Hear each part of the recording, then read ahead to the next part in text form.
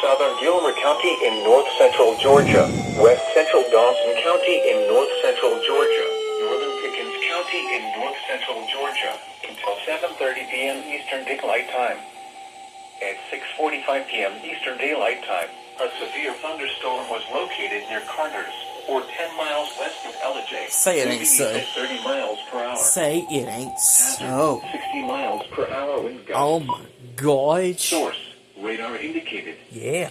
Impact, expect damage to roofs, siding, and trees. Locations impacted include Jasper, LJ, East LJ, Talking Rock, Sequoia Lake, Talbot, Carter Cave, Blaine, Lake Tamarack, Roy, and Round Top. Say it ain't so. Hey, wait a minute. You did not activate. If you see wind damage, can't be doing that. Wait until the storm has passed, and then call the National Weather Service toll-free at 1-866-7-634-4664. Tweet us your report at NWS Atlanta.